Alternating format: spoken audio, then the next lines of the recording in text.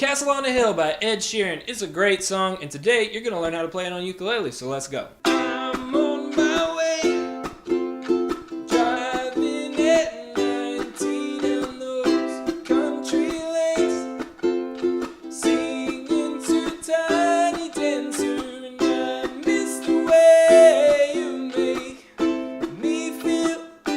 It's real when we watch the sunset.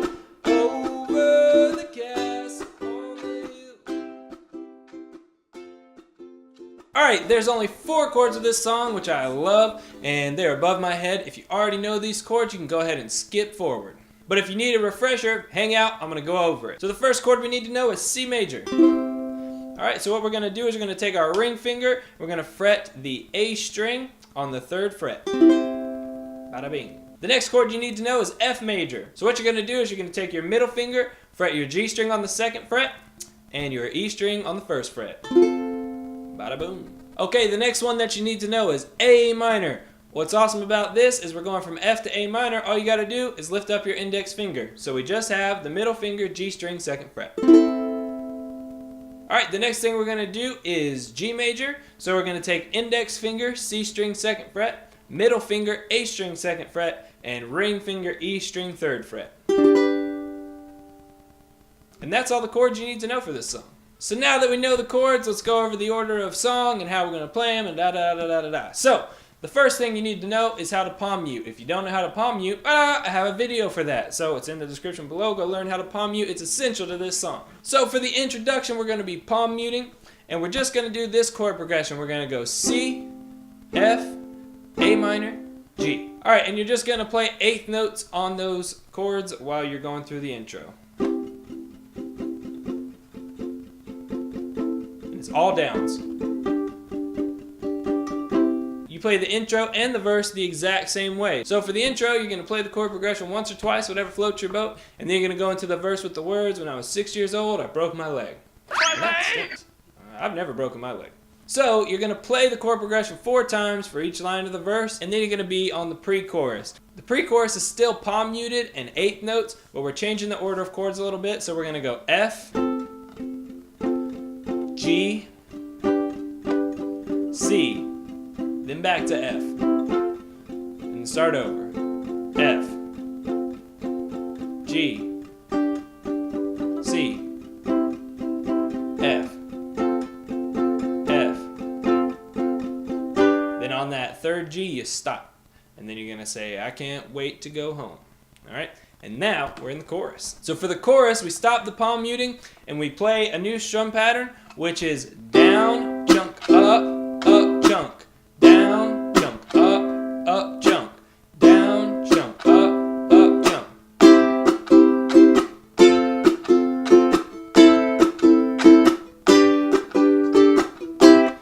And it's the same chord progression that we've been playing. So C, F, A minor, G.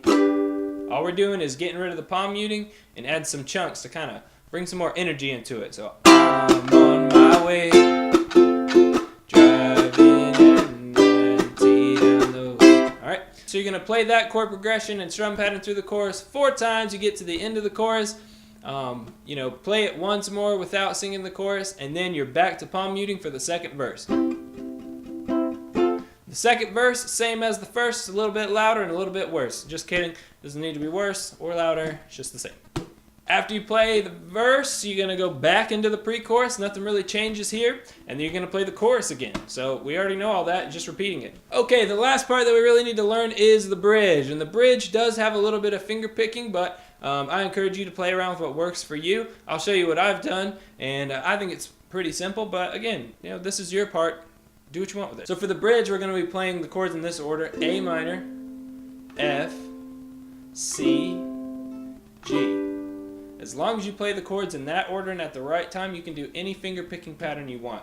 What I've done is, the first time you play it, there are no words. So I kind of do something a little more fancy right there because it's easier and you can actually hear it. When you start singing, you can't really hear all the fancy stuff, so you may as well keep it simple. So for the bridge, the finger picking part, I do have it tabbed out. It's in the description below.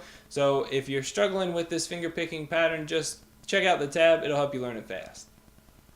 So we're going to play A minor, And what I'm doing is I'm doing my index finger and I'm playing all the top 3 strings, but I'm leaving the A string out for this.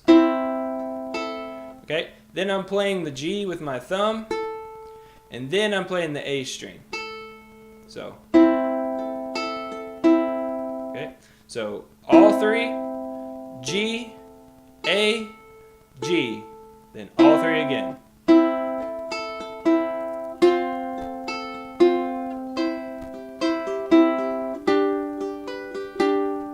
Okay, the little extra things I'm adding in there, for A minor I don't do anything, so 3. Now when I get to F, I do top 3, G, and then I do 3rd on the A string, then I do 2nd on the A string, and then that goes right into the C. Alright, like that. Okay, you just play the C, same thing. Alright, C, then G, and then I slide into the 5th fret, and then back down to 3, and then G. The only thing I do here is I pull off my middle finger off that 2nd fret A string.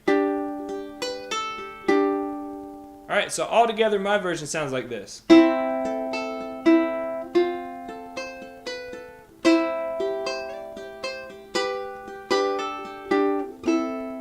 Alright, once I get into the words part, all I'm doing is the 3, G, A, G. Alright.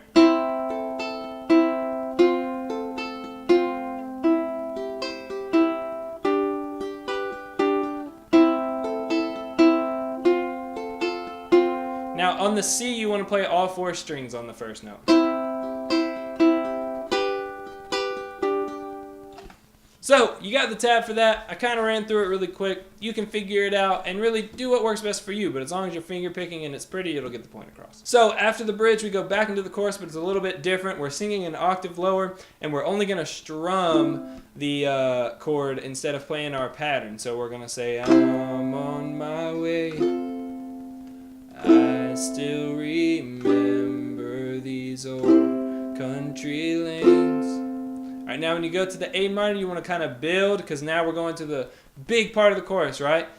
We jump back up an octave and we go, and we did not know the answer and I missed the way. So once you get past that part, now you're back into the normal chorus strum pattern and chord progression.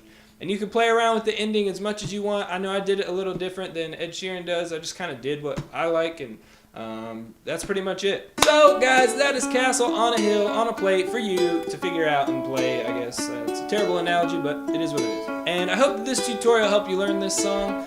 Please leave a comment below with some feedback. Let me know how it worked for you. Be sure and subscribe to the channel so you don't miss my next video and catch these tutorials. They're called tutorials. I call them toots, but they are tutorials. So catch them.